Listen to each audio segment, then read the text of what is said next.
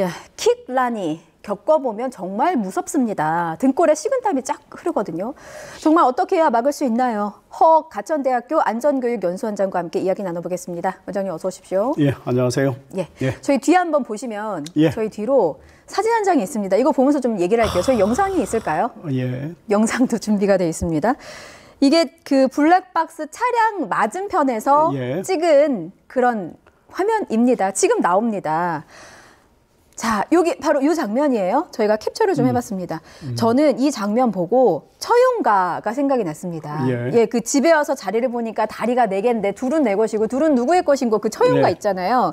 지금 보시는 화면 보시면 킥보드는 하나인데 얼굴이 4개입니다. 이 상황 어떻게 보셨습니까? 아찔합니다. 아찔합니다. 이거 무조건 넘어집니다. 현재 이 킥보드는 이 바퀴가 쪼만하죠. 자전거 비해서 쪼만하고 상대적으로 무게중심이 위에 있기 때문에 급정지하거나 돌발 상황이 발생하면 무조건 넘어지죠. 그래서 이 두부 손상, 또 안면 골절, 근데 만에 하나 그 옆에 차가 쌩 하고 지나간다면은 그 운전자는 갑자기 넘어진다는 걸 생각 못 하거든요. 그렇죠. 그러면 한순간에 이런 대형 참사로 발생할 수 있는 아주 위험한 상황입니다. 만에 하나가 아니라 한 5에 하나일 수도 있는데요. 지금 보시는 영상은 역주행 영상이에요. 더군다나 역주행이면은 뭐 더더욱 위험한 거죠. 그렇죠. 차가 지금 마주오는 차량이 찍은 거니까 말씀하신 것처럼 무조건 넘어지고 조금만 속도를 줄여도 이게 무게중심이 흔들리면서 그렇죠. 바로 이제 도로 위로 쏟아질 수 있는 상황이죠. 균형감을 잡을 수가 없잖아요. 그러다 보니까 뭐 넘어질 수밖에 없는 거죠. 넘어지면 두부 손상, 안면 골절 같은 부상을 입을 수 있다 말씀하셨는데 이 4명의 사람들이 다 헬멧을 쓰지 않았습니다.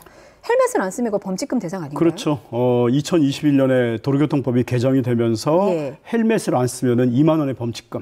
2만 원, 인당 2만 원이죠? 한 명 타게 돼 있는 겁니다. 그렇죠. 1인 타는 퀵보드죠. 근데 그렇죠. 한 명 이상 탔을 경우에는 4만 원의 또 범칙금을 물리게 돼 있습니다. 사실 퀵보드는 최대 25km까지 나옵니다. 이 빠른 거는 참 위험한 거거든요. 그렇죠. 우리가 일반적으로 교통사고 사례 분석에 보면은 천천히 걷는 경우보다 뛰는 게 사고임이 7배가 높습니다. 이 주정차된 차량 사이를 뛰면은 사고 위험은 18배가 높거든요. 그렇죠. 근데 지금 이런 퀵보드는 더 빠르잖아요. 그래서 그만큼 사고 날 수 있는데 사고 난다는 생각을 전혀 못 하는 거죠. 그래서 반드시 이 머리 손상, 두부 손상 사고가 크기 때문에 헬멧을 꼭 쓰고 해줘야 되고요. 이거 단속해야죠. 그럼요. 이런 규정까지 만들어 놓고서 단속 안 하면은 그거 왜 그건 만들어요? 근데 벌금도 벌금인데 내 목숨을 지키는 최소한의 안정장치가 바로 헬멧이다라는 점을 꼭 유념하셨으면 좋겠습니다. 혹시 원장님도 이 킥라니라고 부르는 이게 킥보드가 툭 튀어나오는 거 혹시 겪어본 적 있으세요? 저는 타본 적은 없지만은 아찔한 그런 경험은 있습니다. 운전을 하시다가?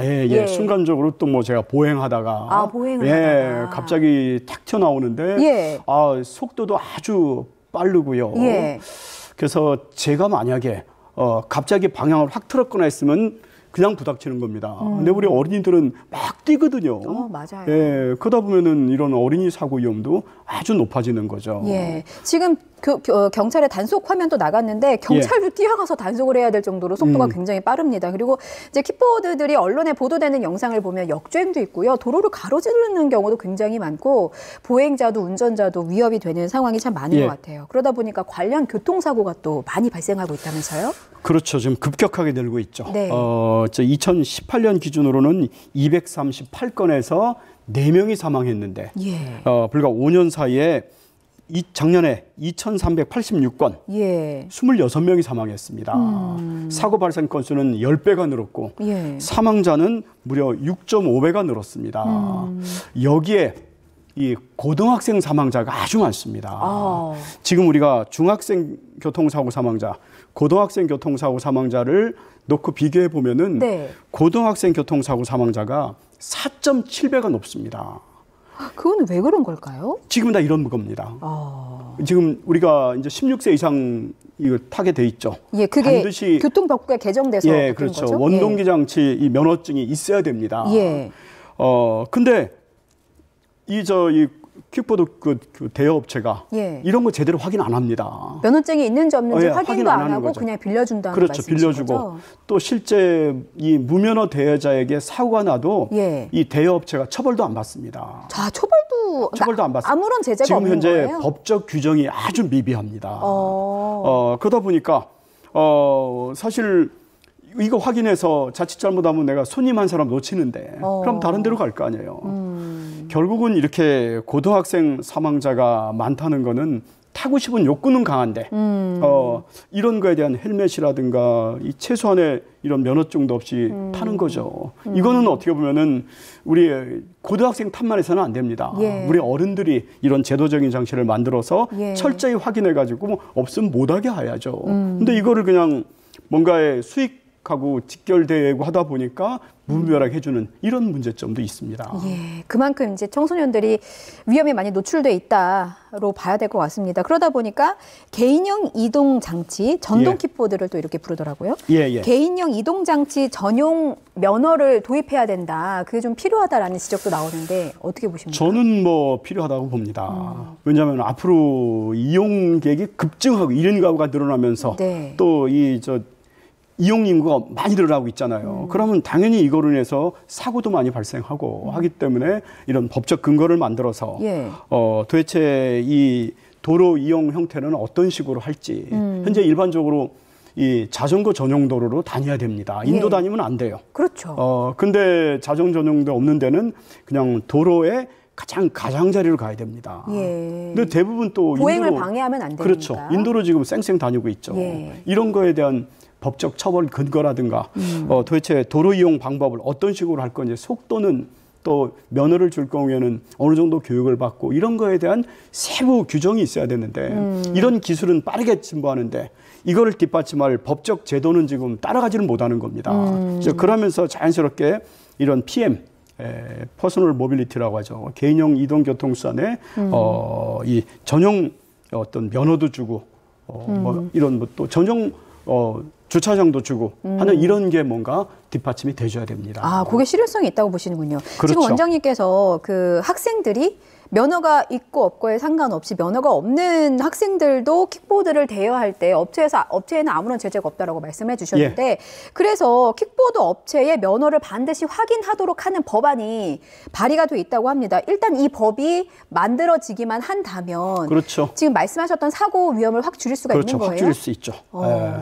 우선은 이런 법이 마련이 돼가지고서 이런 쪽에 단속과 처벌이 강화되면은 예.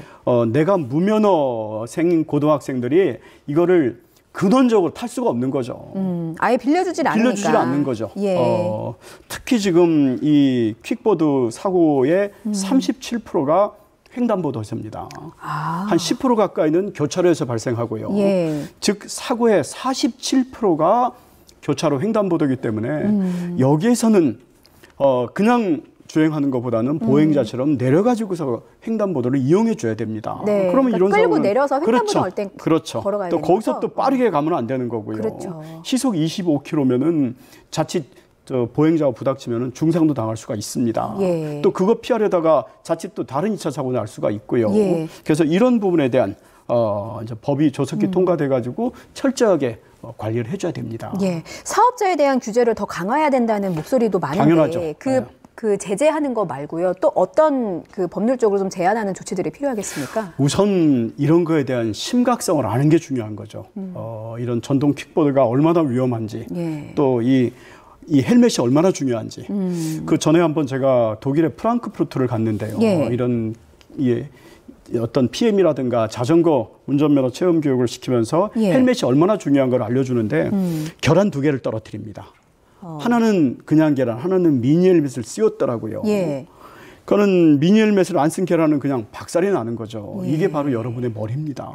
이러면서 그러니까 막 그때 어릴 때부터 그런 교육을 시키는 거죠. 그러니까 적어도 내가 헬멧을 착용하고 법규를 지키겠다라고 생각한다면은 그만큼 조심해서 또 운전을 하죠. 예. 지금 저희가 달리는 킥보드에 대해서 얘기를 계속 나누고 있는데 달리지 않는다고 해서 문제가 안 되는 건 아니더라고요. 이건 저도 많이 겪었는데 도로 이제 운전하시는 분들도 그렇고 이제 보행하시는 분들도 그렇고 그냥 길가에 널브러져 있는 킥보드들이 굉장히 많습니다. 그렇죠. 예, 뭐 출입문을 막는 경우도 있고 일부는 도로 밖 밖으로 나와 있는 경우도 있고 또 일부는 좀 시각장애인을 위한 그 장치 있는 곳에도 그렇죠. 주차를 해놓은 경우가 그렇죠. 점차 있더라고요. 보도블록까지도 이렇게 해놓는. 예.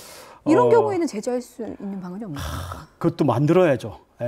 아직은 지금 너무 지금 널브러져 있습니다. 예. 사실 미관상 보기도 안 좋고 걸려서 넘어질 수도 있고 말씀하신 대로 시각장애인들을 위한 그런 점차 보도블록까지 그냥 무분별하게 돼 있는 겁니다. 예. 그래서 서울시에서는 지난 21년에 아예 한 그 다 수거를 견인을 다 가깝습니다. 그러면서 앞으로 한 10만 대 이상을 견인을 했고 심지어 이런 게 심각하다 보니까 이 프랑스 파리 같은 경우는요. 거기가 이런 PM이 가장 먼저 시작한 곳입니다. 그렇죠. 원래 2001년에 미국에서 세그웨이라고 만들어지면서 프랑스에서 했는데 이런 심각성이 많다 보니까 아예 퇴출시켜 버렸습니다.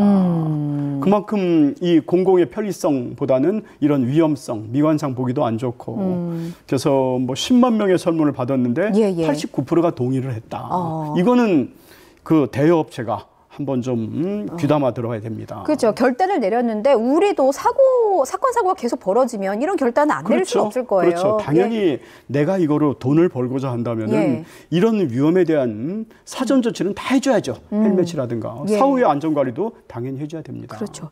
만약에 널브러진 킥보드에 걸려서 넘어진다거나 사고가 발생하게 되면 그 책임은 혹시 누구한테 물어야 됩니까? 책임은 당연히 원인 제공한 사람한테 물릴 수 있죠. 원인 제공은 그 킥보드를 마지막까지 이용한 사람인가요? 아니면 사실은 업체? 업체라고 봐야죠. 업체라고 봐야죠. 업체가 그걸 관리할 책임이 있거든요. 알겠습니다. 그런 부분까지도. 근데 이게 법적으로 명확히 이제 규정이 되어 있는 건 이제 앞으로 이제는 그런 게 만들어져야 됩니다. 저희가 지금 앞으로 개선이 돼야 할 부분들을 계속해서 짚고 있습니다. 원장님 끝으로 짧게요.